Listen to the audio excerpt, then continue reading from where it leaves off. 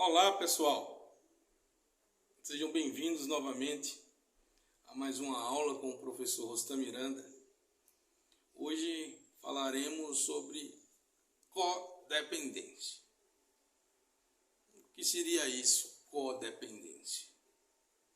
Nós sabemos por alto, que é a doença que os familiares do nosso paciente, que os familiares do dependente químico, do adicto, possuem.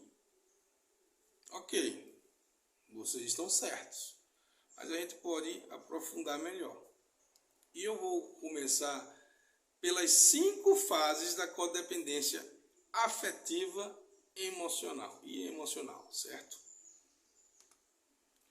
É incrível quando a vida pode nos ensinar. Quanto mais vivemos, mais nós aprendemos. Não há nenhuma pessoa cuja saúde mental esteja perfeita. Vocês concordam comigo? Não há nenhuma pessoa cuja sua saúde mental está perfeita. Que seja um candidato a morrer nesse instante. Isso significa que, apesar das dores, a vida é extremamente maravilhosa. Todo mundo sente dor, todo mundo tem problema, todo mundo tem dificuldades. Seja um dependente químico ou não. Todo mundo passa por isso. A diferença é que o dependente químico, o adicto, ele busca refúgio em substâncias psicoativas que alterem sua mente e seu humor.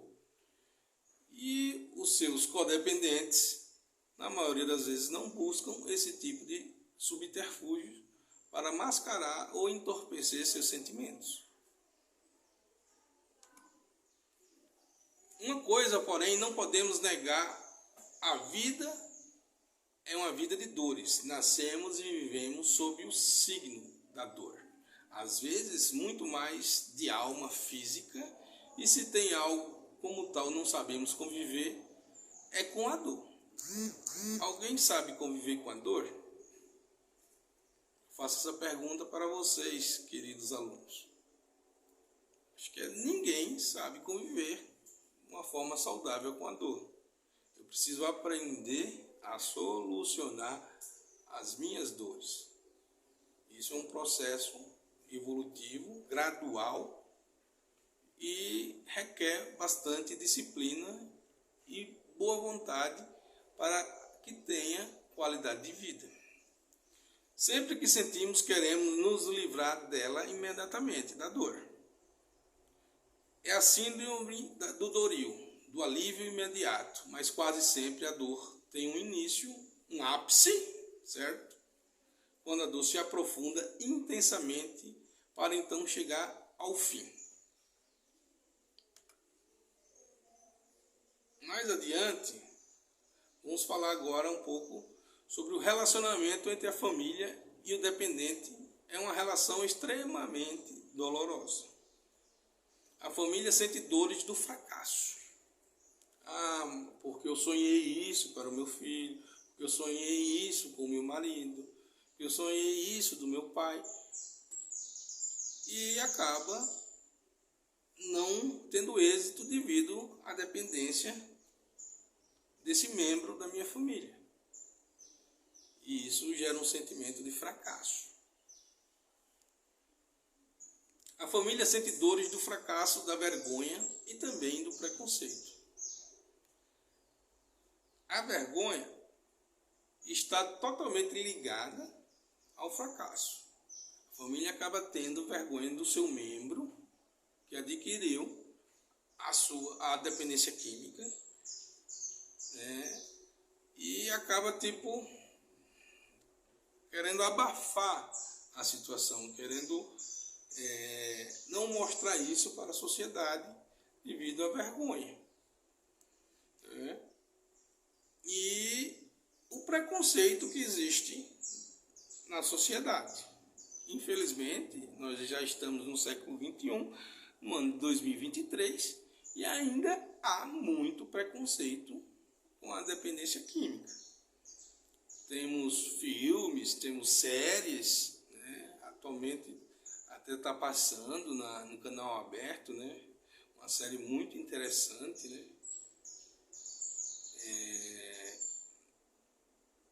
vocês podem acompanhar e ver como é. E também ter a noção que a dependência química é a doença mais democrática do mundo. Contudo, ainda muito preconceito, muito estigmas, muita falta de informação, de esclarecimento e de vontade também da sociedade de compreender que a dependência química é uma doença e não uma falha de caráter.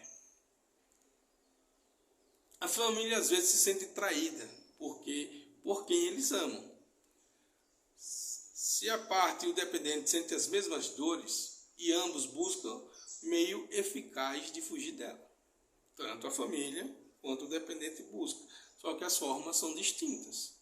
O dependente vai nas substâncias e a família procura outros meios para aliviar sua dor. A primeira fuga da família vem através da negação. Primeiro fuga, a família nega o problema. Ela tem certeza que todos os filhos dos vizinhos também têm o mesmo problema. Às vezes, o melhor jeito é conseguir um inimigo, isso a família faz, né? É dizendo aos pais que seu filho está com problemas envolvendo drogas. Superada a fase da negação e a realidade vindo à tona, refugiam-se então num circo do desespero. Bate um desespero na família. Afinal, eles poderiam imaginar tudo menos um filho dependente. Ninguém quer ter um filho dependente de alguma substância. Ninguém quer ter. Você é pai? Eu sou pai. Eu não gostaria que meu filho se tornasse um dependente químico. Isso é um fato. Mas eu preciso educá-lo, eu preciso participar da vida do meu filho, ter um relacionamento íntimo com ele para poder ajudá-lo a não ir para esse caminho. Superada a fase da negação, a realidade vinda à tona refugia no circo de desespero, que eu acabei de falar para vocês. Afinal, eles poderiam imaginar tudo menos um filho dependente, seja do que for. Na fase, a tendência por parte da família é de agressividade e muitas cobranças. A família entra num desespero completo, acaba fazendo o quê? Sendo agressiva e cobrando uma resposta imediata do seu ente querido para que ele se livre dessa dependência. A fase seguinte é a barganha. A barganha pode ser sinônimo de trapaça, porque pode representar uma transação fraudulenta. Tenta de tudo para mostrar ao filho que eles são os melhores pais do mundo. Oferece normalmente o que poderiam cumprir, como viagens de preferência para outros estados, outros países, ou até mesmo bens materiais, como carro, dinheiro, coisas que de alguma forma façam uma negociata com o seu ente querido para que ele não use mais drogas. Mas infelizmente isso também não é eficaz.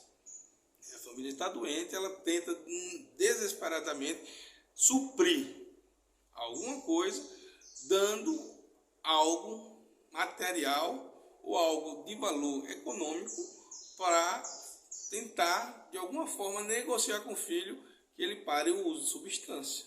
Só que não entende que ele se tornou um dependente. Ele não é mais apenas um usuário esporádico. Ele já passou da fase do abuso para a dependência. A terceira fase, que é a depressão, uma angústia muito profunda, muitas emoções negativas, uma fase que atinge cheio o paciente e pode causar certa descompensação, levando ele a pensar na possibilidade de tratamento, o que é mais provável levá-lo mais para o fundo do poço.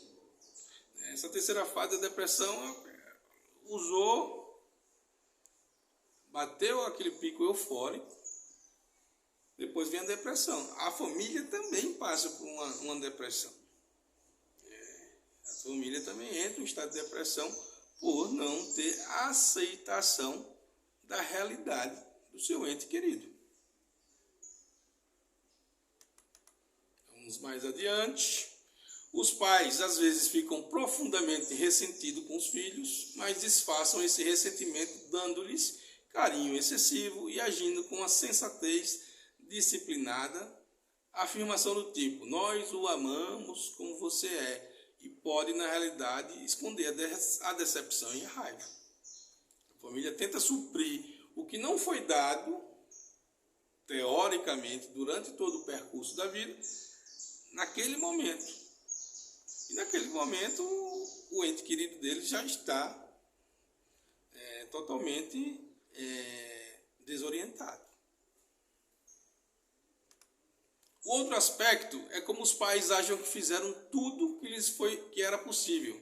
Partem então para liberar sua agressividade contra o dependente.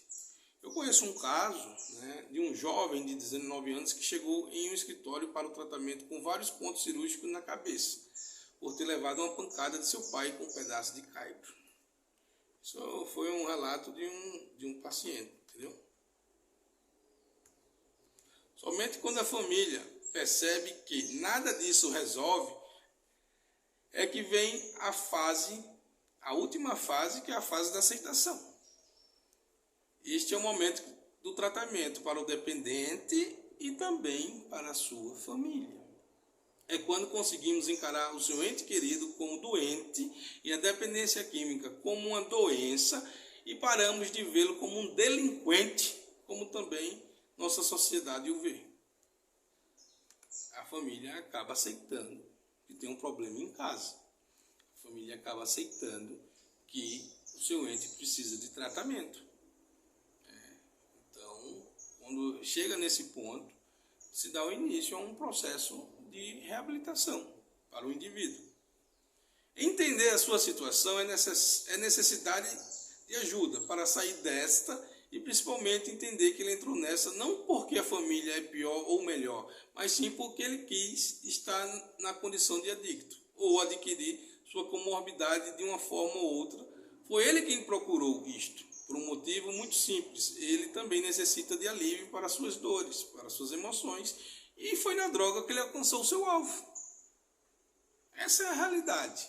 Não tem como tratar nem o paciente, nem a sua família, se cada um não entender o seu papel.